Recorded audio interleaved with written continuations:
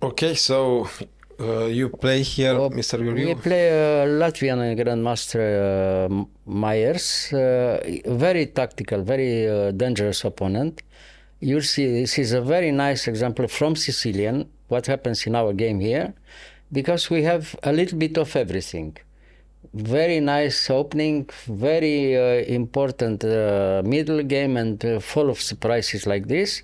Until the end, before the end game, well, the game was a little bit, too tactical, and because of the time trouble, he couldn't find the right way, and he overlooked something, and he lost in a very clear way.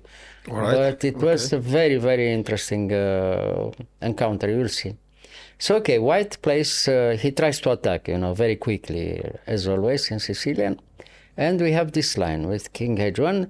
It's very clear. He didn't play with C4 and so on, to prepare the position, and he tried to come very quickly on the king side. So, all right, so castle and queen e1. The idea is to come later on the queen in h4 or in g3 very quickly. So all right, knight c5. So here he played knight f3. He tries to come back, and then he pushes e5 in some line, you see. This is the idea. Okay, e5. Knight takes d3. We have to eliminate the bishop from d3, which is dangerous, of course. Now we took in d5, he took in d5. Now I played knight e8. This is more or less normal, but the alternatives are also good, You can play knight d5 or knight d7.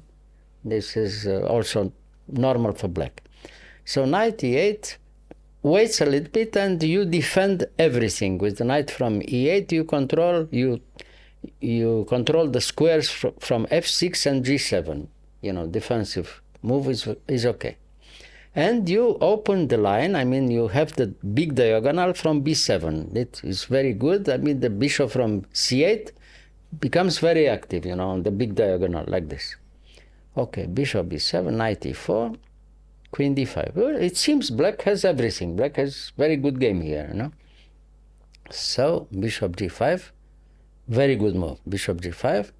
Now he forces you to take a decision, because unfortunately you can't take immediately in e4. If you have time to take in e4, it's very good for black, But if you take in e4, you lose by force the exchange. The exchange, yeah. Yeah. So now either you have to play f6, which is not very good, but it's possible to play f6, or you have to take a decision to take in g5 and later on to play on the diagonal. It seems it's very good for black. It's very strong. Yeah. But in reality, white has some tactical chances here. Maybe it was better to play a little bit risky the move f6, which is against the rule. Mm-hmm. But it seems in this position was okay, because you control the big diagonal is okay for black, Like this, it seems to be very strong for black, but in reality, white has always some tactical tricks, you see. We'll see. Even with this fantastic diagonal from b7, you control the diagonal, but you don't have anything decisive. This is the problem, So now he moves the knights, here and there, and he controls the position, you see. So, okay, queen g3, of course, he doesn't trade queens. No. Queen f5. The idea is... For you, it was better to trade queens here? Yeah, if I can trade queens, black has a fantastic game, Why?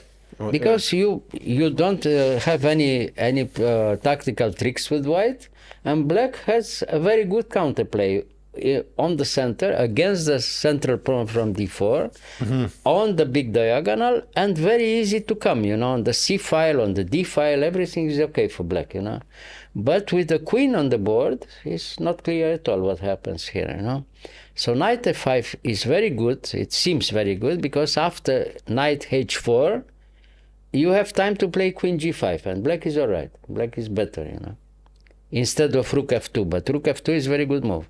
Rook f2.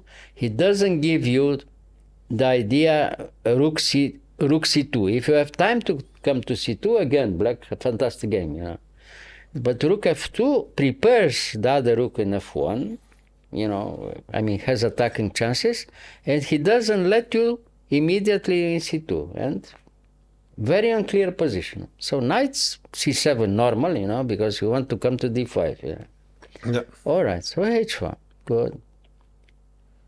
And again, after knight d5, you can be satisfied if you look at the game. But now he doesn't take in d5. He doesn't. I mean, he played everything on the black squares, as you can see. You know, you play on the white squares, white plays on the black squares. The only good way to play, you see. Knight h2, again, very strong move. So you take, and now you have to be careful, very careful with black, because you have to defend. Queen h5, it seems very good also, you know. So knight g4, king h8, of course. Now, otherwise, he comes in f6 with check, you know. So otherwise he threatens already knight f6 check. Not knight f6. Yeah. True. So king h8, yeah. Knight e3. Okay, knight e3 again was very good because he controls all the squares. He defends g2, he defends c2, you know. He doesn't let you to come there. The knight from e3 is very good defensive, piece. So what to do now? You want always to trade queens, but you don't have time to trade queens. This is a problem, you know. So, okay. Now he comes again with the other rook. Rook f2. Now the problem is very unclear position, and it seems that white has a very strong initiative. You have to be very careful, you know. So bishop e4, the best defensive line, and okay, h5. He takes you the possibility to put a piece in g6, you know, to defend the pawn. Yeah, h5 again, excellent move. And bishop d3, all right, bishop d3. Again, he plays all pieces on the black squares, you know. Rook d8, okay. So, rook f4. Well, everything is clear. Black realized the idea, you know. White realized the idea. White comes, I mean. So what to do? If you go back to, with the king here, the king in, the queen is in h7. If you play the normal move, king g8, to protect in f7, you are probably already lost here. What? After knight g4. Knight g4. Knight g4. He wants to give you check. He attacks the bishop, he attacks the pawn. If you go back to h8, he has time to take the pawn from f7, and you are lost, you know. So you have to move queen g8, which is very unpleasant. So again, so if you if you play king g8, now knight g4, now what to do? Because he attacks you. He attacks there. You don't have time to go to f5 because you get check in f6 and you resign. You lose the queen. Yes. Yeah. So this is the threat. Back. So if you go there, you lose the pawn. No, you lose the pawn from f7. It's finished. Rook takes f7. If he has time to take in f7, you can resign. Terrible position. This is almost unbelievable, you know. And now, well, of course, I didn't like the idea, you know, and the position, but I had to play queen g8. Queen g8 is very unusual. You have to play a move like this, you see. But it was very big time trouble here already for both, you know. So queen g8, the position is a little bit unpleasant for black, but it's not lost. It's not winning for white or something, but very complicated. And in my opinion, white must be better here. Some initiative. That queen looks there. The queen g8 is a little bit strange. Yes. So all right, queen f3. Until now, everything was okay. Bishop b1. Of course, you are ready to trade everything on the f-file, you know, at least you trade queens, you see. And you prepare the endgame by taking in a2, and you attack also the pawn from d4. The endgame is better for black if you arrive in this endgame. Yeah. But of course, it is not, it's not forced to let you come in the endgame. So, rook d7, and of course, it seems that he has time to push. Okay, he pushed. I took, and now e6. Well, now it seems the game is almost decisive for white, you see. But lucky enough, you move with black. And you have a very strong move here, which turns the table, you know. Bishop e4. Now, after bishop e4, which is very tactical, you know. Yes. He has to take a decision. The only good decision here is to give up the queen by taking in d7. But he couldn't. D7? Yeah, I mean, he has to give the queen, you know. Yeah. If he doesn't give immediately the queen, all the endgames and all the positions are better for black, you see, which is almost unbelievable, you know, after a move like queen g8, you see. So, okay, he didn't give up the queen because of the time travel. If he had time here to look a little bit more and to, you know, to decide the right way, probably he would, you know, prefer to give up the queen, and then it's very dangerous for black. But the way we played in our game is always better for black, we'll see.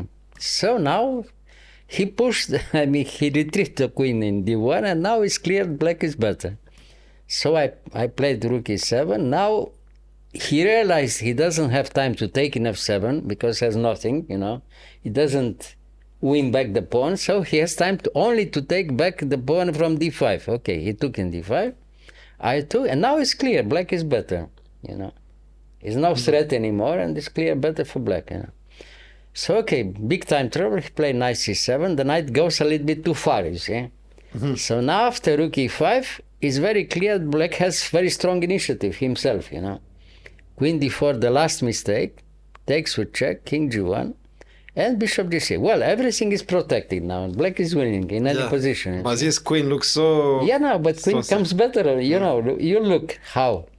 So now g4, again a mistake, because it opens too much the position. And so rook h3, now it's clear, the rook comes to d3. Oh, okay. Yeah. So decisive advantage for black here already. So, like in any Sicilian, always in Sicilian, it happens always like this, you know. So what's the idea with this one? To push the pawn, I guess? Well, he attacks the rook, you know, but after rook h3, it's, you know, it's too late. No, this rook g2. Ah, yeah, well, he has to do something, but he was desperate in time travel, you know. So, yeah, and now we attack again the queen. Now he took the pawn. Now you look, all the white pieces are far away, you know, and now, you know, the decisive move, the queen from g8 didn't play before, now plays decisively in d8, and white resigned here. Yeah, he resigned here. Yeah, look what happened in a few moves. Yeah. The white position, which was very dangerous before, I mean, it seemed that he had everything. Here, the white king is completely hopeless, completely open, yeah, and black initiative is decisive, you know, in a few moves only. Sicilian, typical Sicilian, you know. You have check and the queen can Well, come. you have everything here. Even if you don't win immediately, you win in a few moves. Yeah.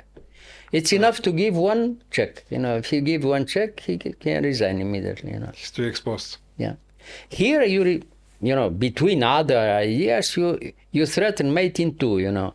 Rook d1 check, king h2, queen h4 mate, you know. So you say... One of the threats, you see. Well, first of all, you want to take the knight, you see. Yes. If somehow he doesn't lose the knight, okay, he takes, yeah. Here you give a check in d1. Now what to do? King h2, no, for instance. Well, if it comes there, you take with check, and bishop d3 check, and he loses the knight, you see. Everything is forced. If he doesn't give, if black doesn't give mate, you lose all the pieces, you know, with white. Yeah. If not, you get mated, yeah. But it's very strange, you see. It seemed that white has a very strong initiative in Sicilian, but finally in a few moves, you know, everything was reversed like this, you see. And black could win a fantastic game at the end, you see. But Sicilian, you know, in Sicilian everything can happen like this all the time, you know. Beautiful. Yeah. Thank you. Well, therefore, somehow, chess is nice, you see. Chess is beautiful, somehow. You see.